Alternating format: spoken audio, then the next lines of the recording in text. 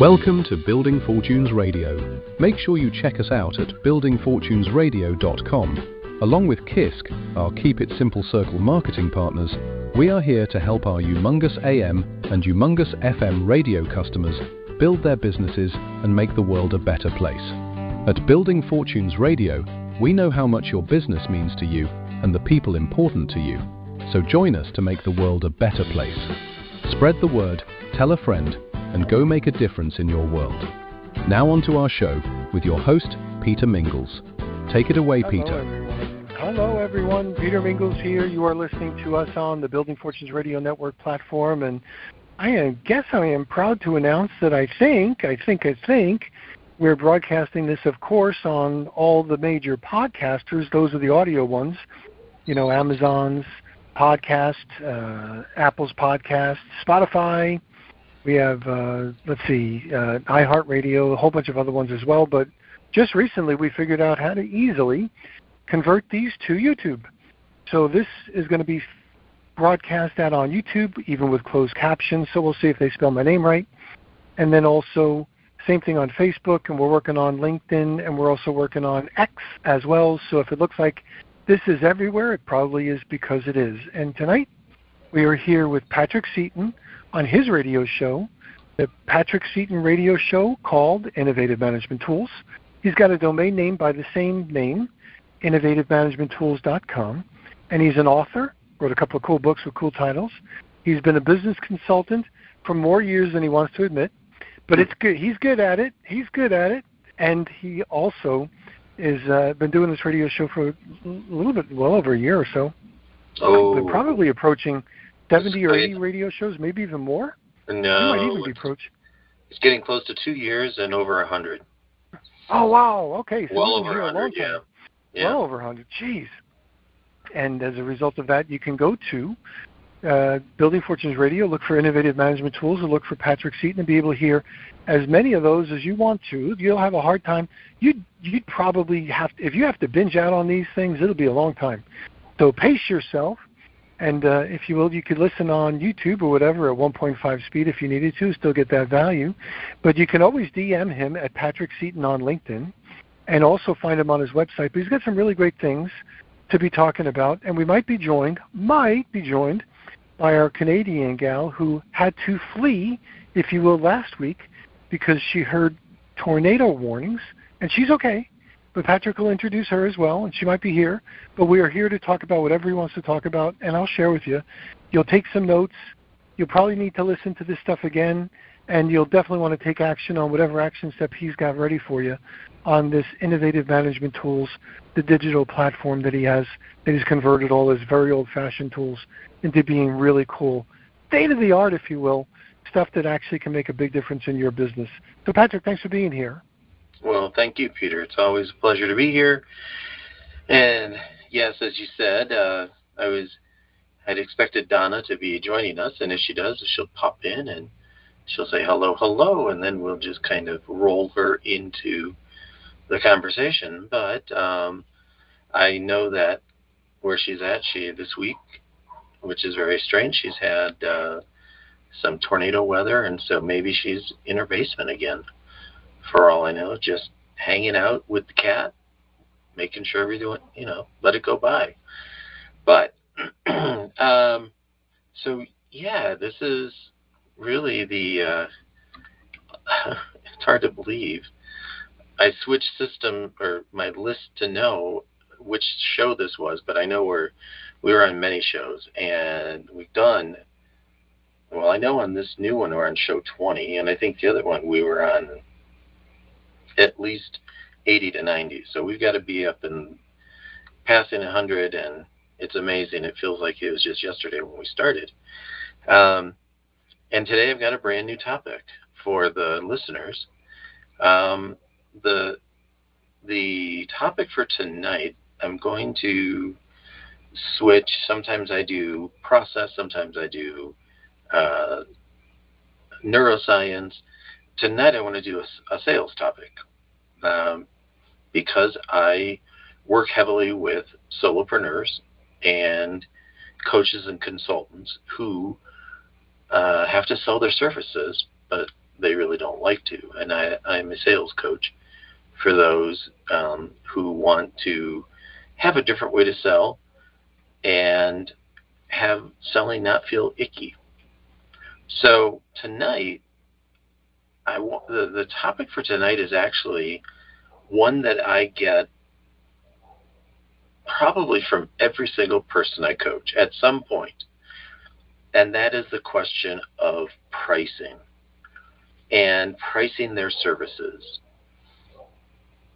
Because there are lots of reasons, and I'm going to talk about several of them, but the hardest thing is people are telling them, and they hear from different people in their circle, oh, you should raise your prices. Oh, no, you know what? You should really lower your price to get in quickly. Oh, you know what? You could double your price. Oh, you could, and they just say, what do I do? Which is it? I mean, I can't raise and lower at the same time. So we talk through that quite a bit. So if you are a solopreneur or a coach or a consultant with your own practice tonight, and that struggle, you have a struggle with pricing, this is your show. And so I'd like to talk about how you are probably leaving money on the table when you are pricing yourself.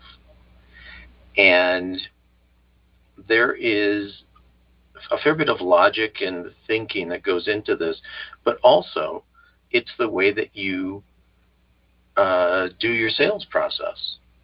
And I'm going to talk about one of the frameworks that you can use to actually figure out where should my pricing be when I give the client a price or the prospect.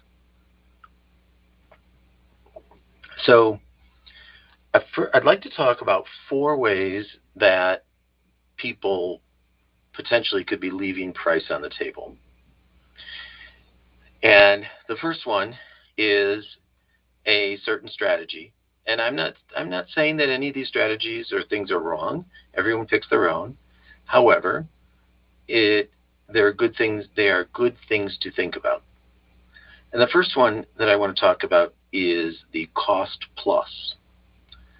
And it is sometimes a trap for us, because if we come from corporate or somewhere where we are always looking at margin and we're kind of programmed into this, this is one where we bring it into our own business and practice. And that is, we price based on our cost plus a margin. And it very often will start with, well, my time is worth $150 per hour. And if it takes 20 hours, that's $3,000. So that's what I should be charging. But really, the client might not care about your hours. What they care about is the outcome. And if your 20 hours saves them $200,000, then you just left $197,000 of perceived value on the table. And that's so when people in coaching ask me, well, what should I price this as? Well, that's the wrong place to start, because in this, I say, how big of a problem are you solving? If you are solving $500,000 problems, then you've got a lot of room.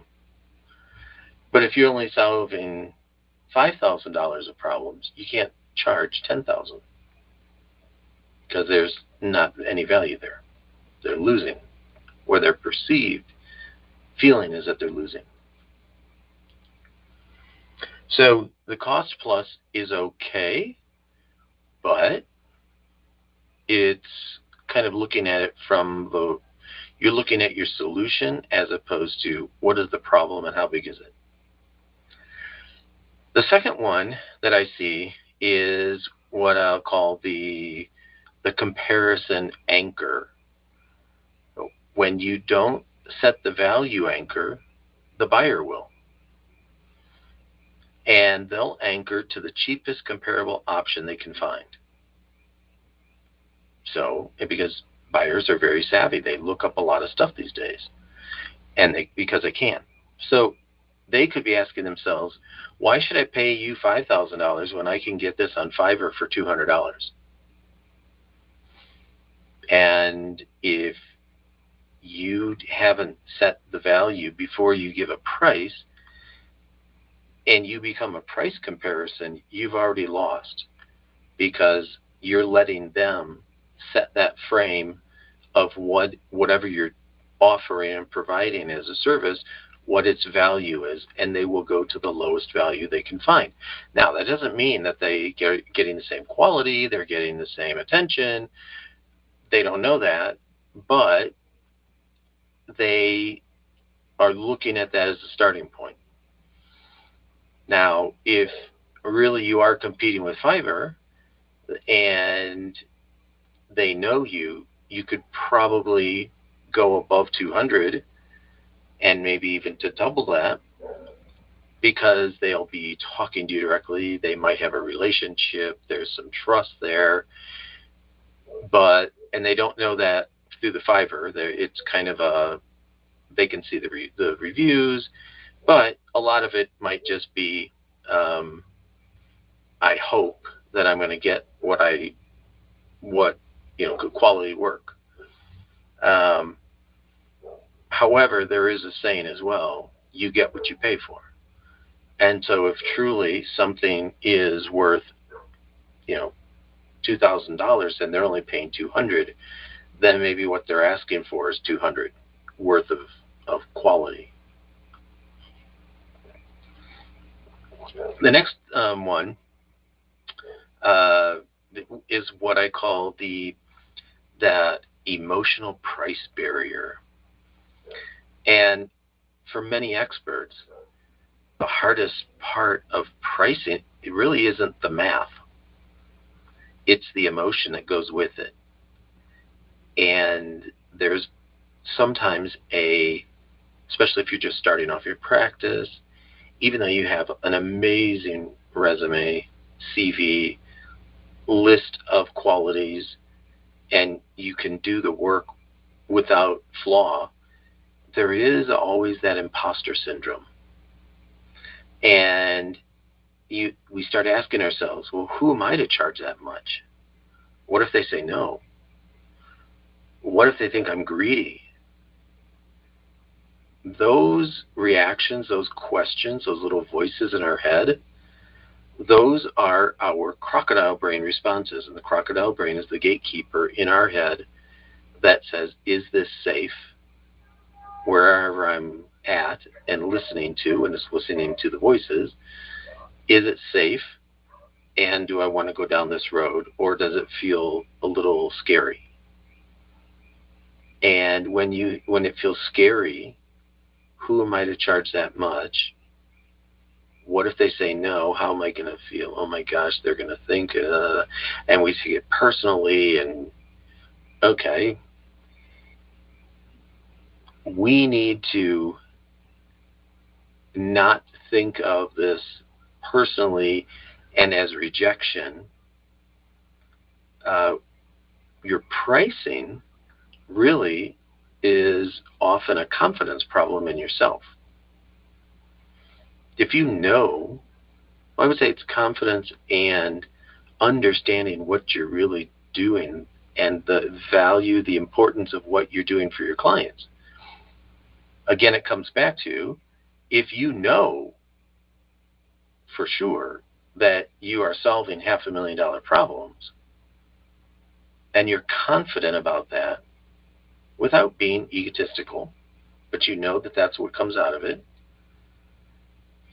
then it makes it much easier to say to that little voice, no, I'm not being greedy. I maybe spent 25 years learning this skill to be able to help them. And so I am worth this because I have the chops to do it. Now, that's not ego, that's confidence. And there's a fine line sometimes. The fourth way that you're potentially leaving money on the table is that value conversation. If you don't have the value conversation. In the process that I train people on, which comes from my book, and Peter said I have some fun titles. The sales book is called A Crocodile Brain Can Make or Break Your Sale. And it is the process and science for guiding organizations to buy from you. It's out on Amazon, and you can just type in crocodile brain, and you'll see it. It's the cover is a crocodile in a suit looking at you. So the value conversation is part of that process that's outlined in the book. But if before you ever quote something, the prospect should already have said out loud the size of their problem, the cost of not doing anything or doing nothing, same thing, but let's keep it the other way, and what solving it is worth. Because when they quantify the value of what you can do for them, your price becomes a fraction of their number. And when I get to the next point, I'll explain that in more detail. But this isn't manipulation. It's helping them make an informed decision. So the way that people are potentially leaving money on the table is they're doing a cost plus. They're letting the client, the prospect, do the anchor comparison to something very low. They're emotionally, they're not feeling quite confident as to what they're doing, so they doubt themselves and they lower to get the deal. And a lot of that lack of confidence comes from not having gone through the value conversation so that they understand the severity of their problem. So now let's think about how to turn that around. And I just said in the book, so I'm going to take a drink here. For some reason, my mouth is really dry tonight. In the book, there is a framework that is called the IPRE. And the IPRE stands for investment, productivity, risks, and emotional toll. And this is as you're in the conversation and you know what problems you're solving for your prospect, you talk through how big, how severe, how important is it to solve the problems that you are facing. And problems could be problems, frustrations, issues, concerns, keep me up at night, I wish I had a magic wand, whatever you want, but just to put it into one word, I would say the problems. And the IPRE is a conversation that you say you help them understand with the problems you can solve, given your current situation. The I is for investment. What money have you spent, are you spending, and will you spend on this situation that perhaps if you change to something else, you wouldn't have to, or you wouldn't spend as much. So you start getting numbers from them. And let's just, for the intent of this example, let's think about a coach who does,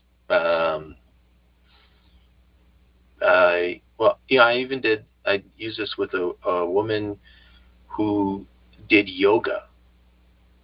And you're saying, wow, yoga? Yeah. So you think, what about the money? And you're like, well, how does this play into it? Well, she wants to promote yoga because it opens up, it loosens the joints, it makes more flexible, more movement, things like that. So the money is, well, how much money have you spent on doctor's visits and doctor's bills and prescriptions and whatever else because you do not have the flexibility and movement that yoga could help you gain or regain? And you start working through that. Maybe they bought books on it. They've gone to seminars. Maybe they've gone to physiotherapy, whatever it might be.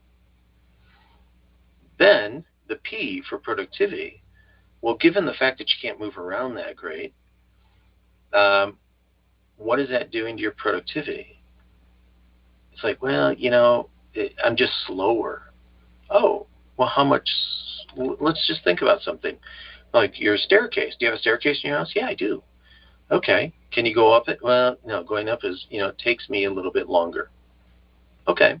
How much longer do you think? And you go, well, I don't know. Maybe it takes me 10 seconds longer to get up the staircase. And that doesn't feel like a lot. But you say, okay. And coming down I can go faster, so I maybe 5 seconds longer than it used to. So every time you go up and down the stairs, it's costing you 15 seconds more. How many times do you go up and down the stairs in a day? Oh, well, maybe I do it 10 times. And then so what's that in a week? What's that in a month? What's that in a year? And you start adding up those little 15 seconds, and you realize, oh my gosh, I've lost days, potentially. Okay, and what else? Well, it's hard for me to get down on the floor with my kids, my grandkids. Oh, okay. So that's more time that it takes to get up and down. The R is risks. So based on your current inability to move as agilely as you would like, what does that mean? What risks are potentially there? Well, there's a risk that I might fall because my leg might not move the way I want, and that would, well, what would that do? That would give me more doctor's visits, which would add up in the money and time getting back and forth to doctor's visits, so there's more time in there. So you start adding that in. And then you get to the E, and it's the emotional toll. You say, okay, so the fact that you can't really sit down on the floor with your grandkids as often as you'd like, how does that make you feel? It's very frustrating. I wish it wasn't there.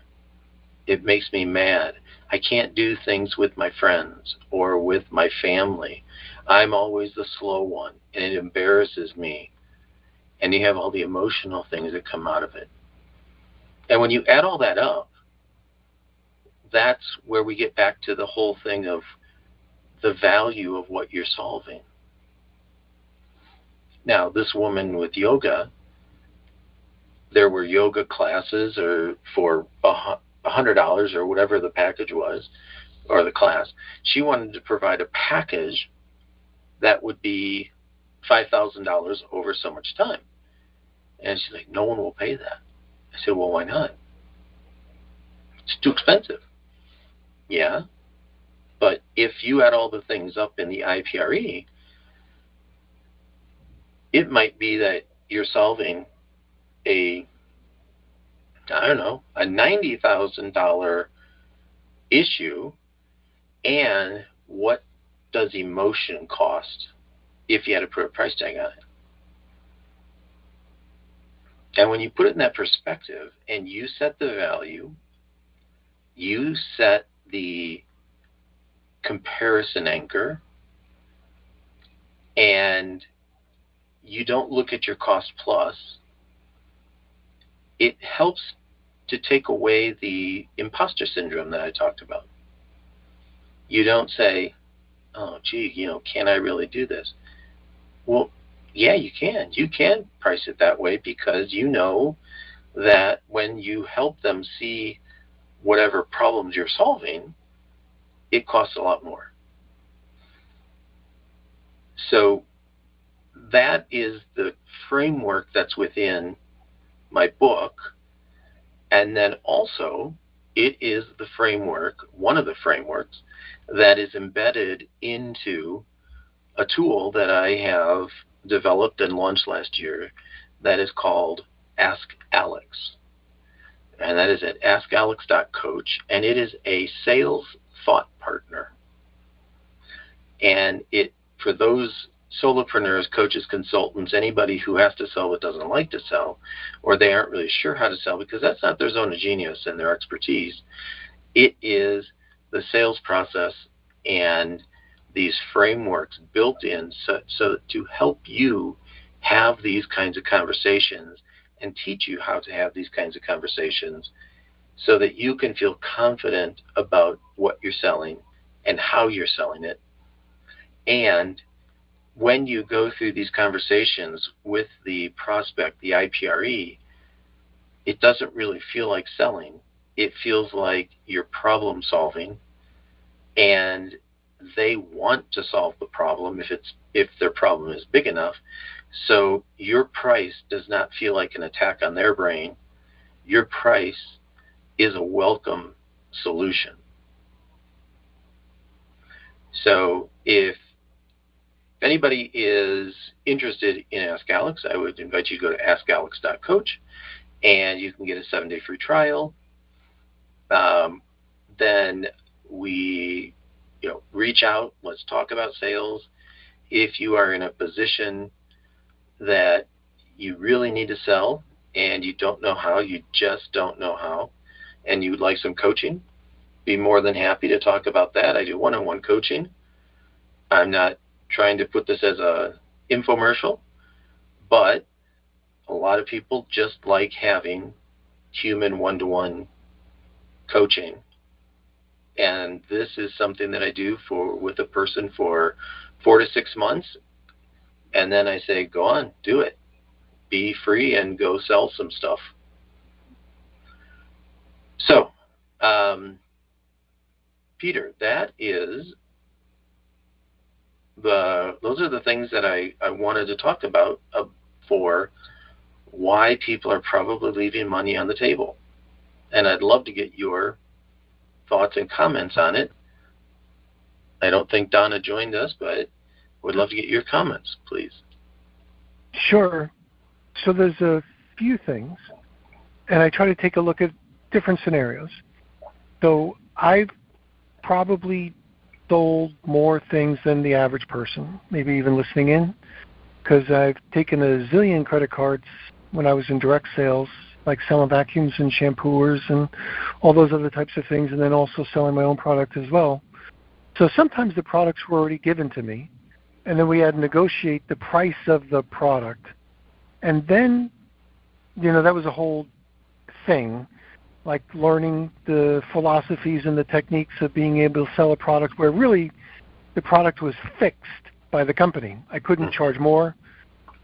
Anything that I gave away as far as like a trade-in on a vacuum, 70% of it came out of my pocket. So if we gave a $100 trade, well, that was $70 of it was mine. So therefore, that was one thing, a fixed product. Then I had a real challenge, Patrick, when I started my own company. Well, what are you going to charge for this? Was the thought process. What am I going to charge for this? There's nothing to compare it to. No one's doing the same type of thing. So nothing to compare it to. So then it was more or less, well, how am I going to price this in relationship to what the customer's going to buy? And then how am I going to deal with things like price changes, market fluctuations, depending on the nature of the product that I had. So your question is one that I've had to wrestle with when running my own company for the last 30 years. Yeah. And some of the obstacles that I have found, or the observations rather, probably a better word, is especially in the industry that I'm in, where there's coaching and business kind of training and sales consulting, is unfortunately the coach or the business trainer has what I would call a certain arrogance of what he thinks he's worth or what he's been told he should charge. Mm-hmm. And the typical arrogance is they'll charge a very big number but really, sincerely, not being, how would I say, not sounding like I'm being critical overly. When you take a look at their value, like what do they really give in return for that money? They are really ripping the people off. So a guy will say, well, my time is valuable. I'm a business coach. It's $5,000. Or, some people say, $5,000 just to say hello, and they're going to put them in a thing. And I'm like, you know what? If maybe they had something, it's all relative, I think, which kind of makes it messed up as far as the price is concerned, whereas the price may not have anything to do with the customer, may have more to do with the seller, because he or she thinks that it's worth it. So it's a really dynamic question that you have to wrestle with. And then it is. So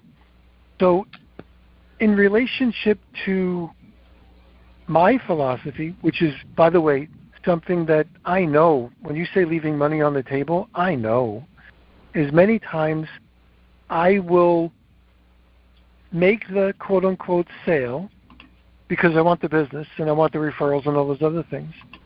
But probably, or most definitely, not get the value that I deserve. I always, matter of fact, I made it a tagline, we'll give you more in value than you'll ever give us in your dollars. And I think that's the right way to be, but when it's an extreme and it becomes win-lose or lose-win, that's when it's a little bit of an issue. So these are things you have to kind of wrestle with. They are. I was just talking to someone today, and he was telling me about a sales coach that he knows, and he said this person, just to have a meeting to get into his head and have him coach you, is $45,000. Jesus. Yeah. Holy cow. I mean, for an hour of his time. Now, I'm not saying that the person might not have the most, amazing ideas, but 1 hour of time with ideas is not going to change the years of habits and behaviors that somebody has when selling. And that really is, to me, ideas come by the bucket loads, but how do you put them into actual action and execution? That's really the part that, if you think about it in a very black and white way, who's really doing the hard work? The person who's changing their habits and behaviors. It's not the person who said, here are the 14 ideas that I've outlined in my book and I tell everyone, and so here's your checklist. Now give me my $45,000. That to me seems like it's the wrong way around. But so let me give the audience an example of what you're referencing when it's done right versus when it's done wrong. There's a playful, if you will, story about Dr. Chernobyl, and there was a problem at a nuclear facility, and it might have blown up, pretty close to blowing up. So they called Dr. Chernobyl over because he was the smartest guy relative to nuclear facilities, and he walked around the building, and he says, "I need chalk. Like, give me a stick of chalk." So somebody gives him a stick of chalk. He goes and he marks this very big X on this nuclear reactor, and he said, "That's where the problem is." And they said, "Okay, good." And they got a bill, and the bill was for $50,001. And somebody says, $50,001. All you did was walk around the building, and you asked for some chalk. Why $50,001? And he said, $1 for the chalk, $50,000 for knowing where to put the X. Yep. And in that regard, maybe $51,000 or $50,001 is appropriate. I'm a little bit flawed in the coaching thing. Like, what is this coach going to tell you in an hour? Like you had referenced, I don't care how big your business is. unless he's given you the Dr. Chernobyl, this is where the problem is, and it's taken me a lifetime to figure out where it is, that coach is not going to be able to give you $50,000 or $45,000 in an hour, in my opinion. And I think I could probably defend my opinion a lot relative to some of the things that you're referencing, because there's not a coach in the world. If you can get a business up where you can afford a $45,000 an hour coach, you're already pretty smart. Like, you're not some dummy, you know? You're not a dummy. Right. No. And in 30 years of doing business coaching, you cannot solve everything and adjust everything and redo and reprogram everything in a company in an hour. You just can't. Right. So and just to repeat the same thing relative to value, if you're a business and you're losing because your website's down and maybe it's corrupt or hacked or there's some kind of an upgrade and you don't know what's going on, and you're losing $100,000 an hour in business, and you can call somebody and they'll say it's going to be $45,000, whether it takes me an hour, whether it takes me a day, but I know how to fix your technical problem, well, then maybe. But that's more like a technician as far as and that's correct. Pricing for a technician, not necessarily pricing for a business coach. Yeah. No, I agree. Similar to your Chernobyl, there's another story version that I've heard, and that is, the woman or a person in their house, they have a squeaky floor, wooden floor, and they're just so tired of it. Call a floor carpenter, handyman, whatever it is. Older gentleman walks in. He walks around the floor, squeak, squeak, squeak. He does it, and he bends down, puts one nail into the floor, and the whole floor stops squeaking. And then he sends a bill for $500. And she says, "Why?" "Well, you didn't pay for she said, "You only put one nail in." "Yeah, you're not paying for the nail. You're paying for the 30 years that I figured out how to do this." Right. And that's, again, because you're solving the problem. Now, if you were to think about it, if that person who has a squeaky floor, and they've had a squeaky floor for 10 years, and it is just the most annoying thing, and every time it squeaks, their whole system just triggers and flips, and they're ready to claw their ears off because they keep hearing this squeak. Well, now you start to see the value of, I don't care what it takes, get the squeaking to go away. That carpenter didn't do that, but could, could go through the process of, well, how much have you spent? Well, I've had 3 carpenters come out here and no one's fixed it. Okay, so you've already spent money, probably more than $500, where I'm going to charge you. And what about your productivity? It's really a pain because I know where the squeak is, so I walk around it every time in my house. Okay, so you're adding a couple seconds to your walking path every time, and so that's adding up. And the risk, maybe there's nothing there, except for going crazy because your kid has figured out where the squeak is, and as a toddler jumps up and down to make it squeak all the time.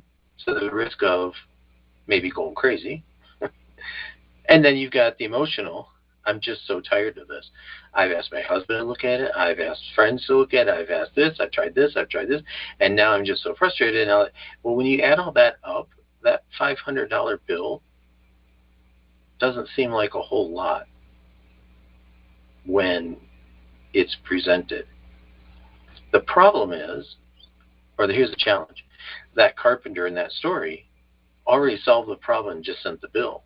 Imagine that carpenter walking around and saying, "You want me to fix it? It's going to be $500. The woman probably would have said, $500? Are you crazy? No, get out of here. I'll live with it. So it depends on when you give the price. If you are giving the price before you provide services, you have a much greater chance and probability of having the crock brain and the reactions from the people and getting sticker shock. And that's where going through this kind of process and helping them understand what really is the cost, in quotation marks, what is the cost of their problem, directly or indirectly. And that's where, when they see a big number for the cost of their situation, you can charge top dollar. And it will still look like a great deal. And so their crocodile brain does not trigger. They see their problem much bigger and they want to solve it. So your price has a much better chance of being accepted. So that is, we went on a couple little extra tangents there, but any other thoughts or questions or comments you think need to be made on the pricing point, Peter? Well, something I learned a million years ago is that price is many times a perception. Mm-hmm. And as long as whatever somebody is paying for it, they feel good about it, then the price was right. Yeah. So the person paid the $500 for the nail and the guy knowing where it is, if it satisfied that need for that person, that's fine. Yeah. The guy who fixes my washing machine, when he comes over and he charged $150 for a $5 plastic part, I had to resolve that, fixing the washing machine wasn't just the price of the part. Right. So you got to be a little bit on the sophisticated side. So there's price and there's value, and you kind of figure that stuff out. But for all the listeners in there, you have to figure that out, what that means to you and your business and however you're pricing out your product. And maybe, just maybe, you might have some flexibility, meaning if it's a company buying your product and they're usually used to paying for it, it might be a certain price. If it's a person buying your product and they don't have the same budget, maybe for the same service you might actually do a different price. Who knows? So it's all kind of depends. Yep. Very much so. All right. So for those listeners who have not listened in before on the Innovative Management Tools radio show, we always have two parts. And the first part is the chat that we just had and the discussion around a topic. And the second half is where I dig into one of my tools that, as Peter so graciously and thankfully reminds me every week, is that I have decades. Thank you, Peter. Appreciate that. You're welcome. Mm-hmm. And in the second half, I talk about one of the tools. And tonight, I want to talk about the tool that's called Navigate. And I'll explain it on the other side of a song, because we are on radio, and radio is not radio to me if there's no music. So we always start the second half with a song and finish the show with another song. And tonight the song is about navigate and planning and preparation. So Peter, if you are ready, we can do the first. There we go, pushing buttons. The team's gathered round the table, planning out the schemes. We need a steady map to make our wildest dreams. Gotta find our rhythm, time to align and seize. Ready to change, to navigate. Got a plan, let's elevate. Set the course, no hesitate. The time to shine, it's not too late.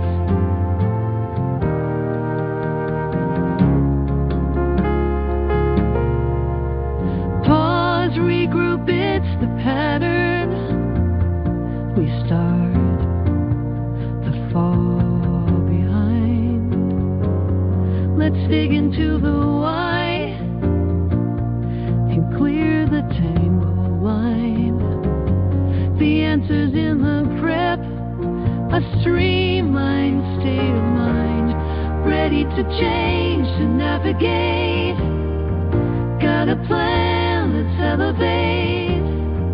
Set the course, no hesitate. The time to shine, it's not too late. Let's jump the ship with no regrets. Together we can break the nets, making sure the plan is set. We won't let past failures fret, ready to change, to navigate. Got a plan, let's elevate. Set the course, no hesitate. The time to shine, it's not too late.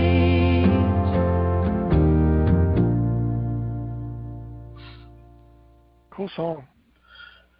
Yeah. Okay, so there are a couple lines in there that, as I was listening to it again, jumping out. But Navigate is part of a family of tools that I call conversation frameworks. And those are digital collaboration tools for small group that are run by facilitators, by a facilitator inside a company around a specific topic or challenge or problem.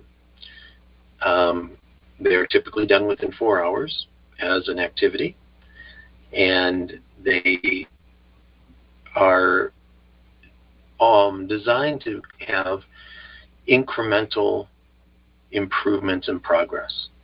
So it's not designed to be big, what I call fruit basket upset changes. It's very small micro changes, if you will. And that is, to some people it might look like a micro change. To other people, where what they're fixing is their everyday, it's not a micro change. It's a huge thing. But Navigate is the tool that I use for change preparation and change readiness. Same tool can go in two different moments. So why do I say change preparation? As the song said, we often go down the road and then we have to go back and regroup. And I've been on many projects where, when it was suggested that we take some time to think this through, somebody at a different level said, no, we've got to start doing something. We can't just sit around talking about it. That's not doing anything. And so we just jump up and start running, and we're all smart and we'll figure it out, and well, at least that's what they think. And then 2 months later, or however long later, it kind of hits a roadblock, and it's like, oh, we hadn't thought about that. Now we have to go back and regroup and undo and redo.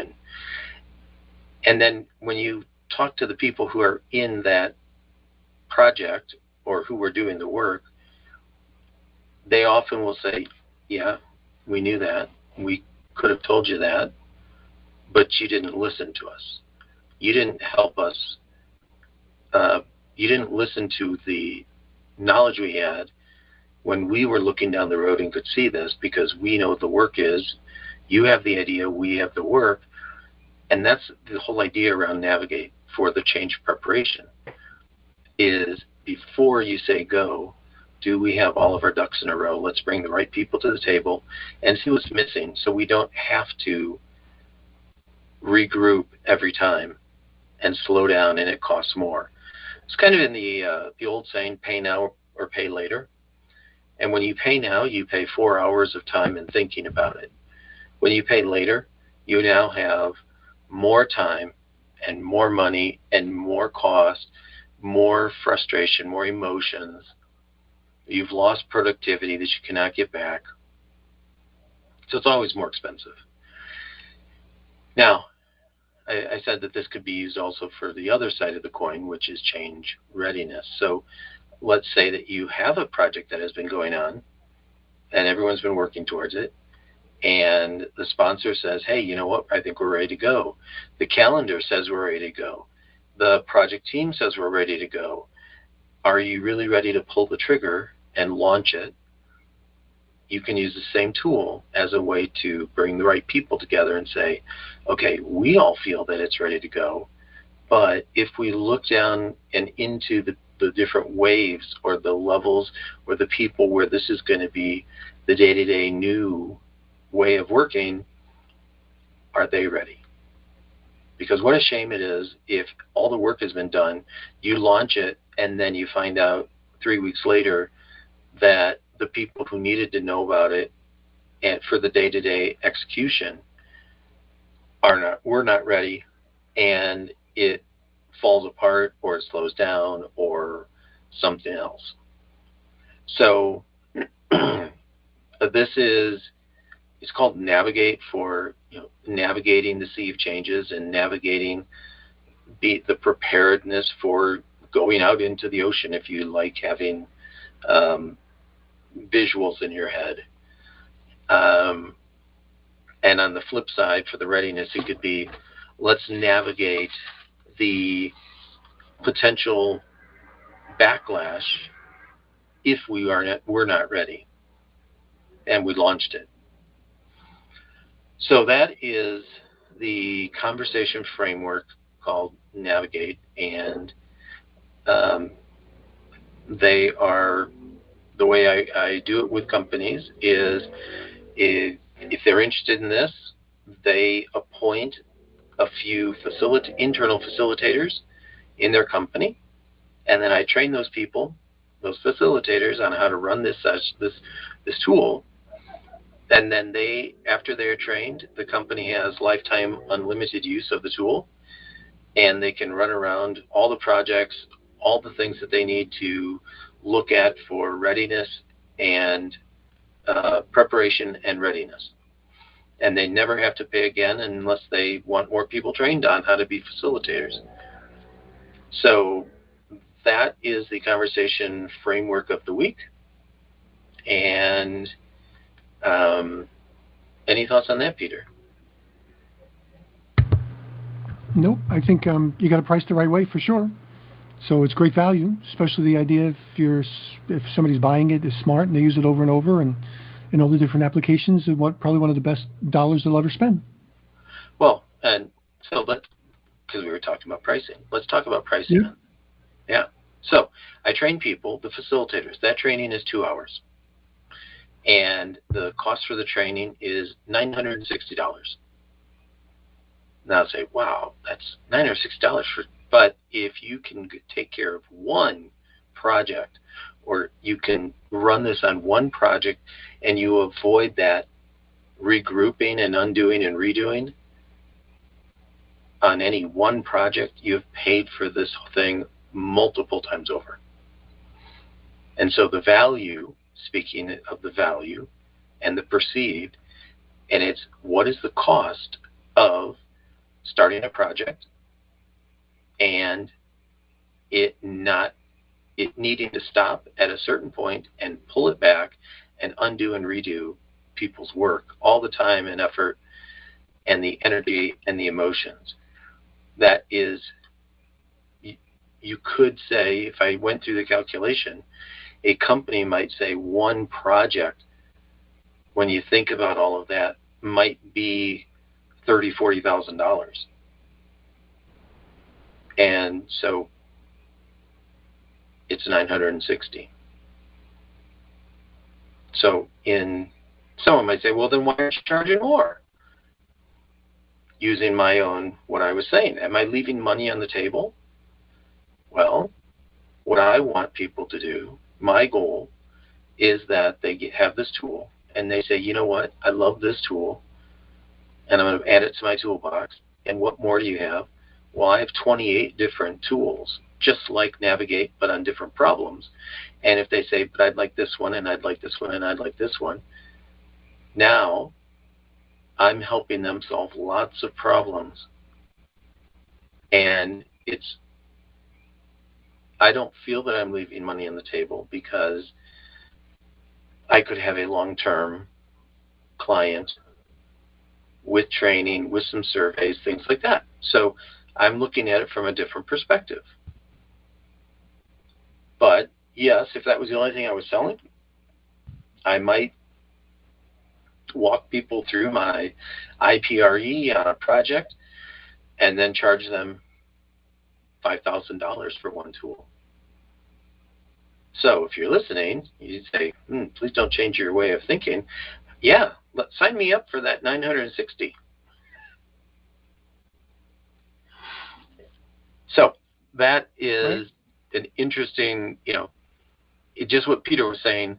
Everyone has to think through their pricing and their logic and their philosophy and what they're trying to do, why they're doing it. All of that plays into it. So I've talked about several things today. We're going to wrap this up here. I've talked about the book. It's out on Amazon. A Crocodile Brain Can Make or Break Your Sale. I talked about Ask Alex, and that is found on askalex.coach. And I've talked about the Navigate Conversation Framework that helps with change preparation and change readiness. So it's a two-for deal. So with that, anyone who wants to talk about those things or whatever else their sales challenges or their company challenges, please reach out and let's have a conversation. With that, I think we're ready to go to song 2, unless you have any other comments, Peter? Nope, so good stuff. Okay, well, let's go to song 2 and close this out. Okay, here we go. When we start to see the light, we've been stuck in pause at every sight of the plan we never knew would be like that. So we gather in the morn with a view to see where we've been torn. Can we change, navigate it better than before? We need to be ready for what's to come. Careful steps and laying plans to prevent a run, because we know we're ready. Every project has its pace, but we've stumbled often, losing face, and we've seen different views that clash from within. From the boardroom to the hall, missed the signal, didn't heed the call, but we're learning, planning, taste, a team to win. We need to be ready for what's to come. Careful spending lane plans to prevent a run, because we know we're ready.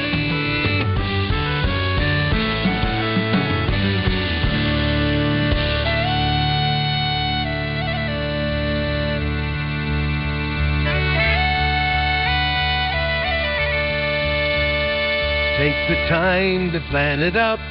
Check each part without a doubt. We'll succeed when we're ready to proceed.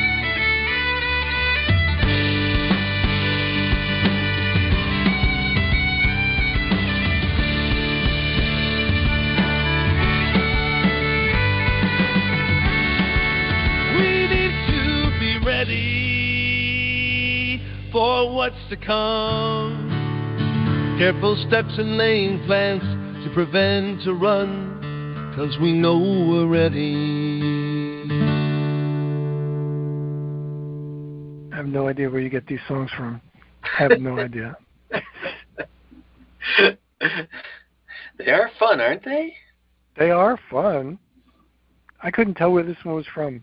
Like, I could not tell. I wasn't sure if it was an Irish guy or country guy, or I wasn't really sure. Think about the genre. It might be like the what do they call it? The folk. Yeah, that's what I mean. Yeah. It was like an accordion. Like I think this is the first accordion we've ever had. If that was an accordion, I don't know. Or it might even have been like blues. Yeah. jazz or something. I forget what it is. I was just thinking about like a fire. Like Yeah. People sitting around a fire. Yeah, I know.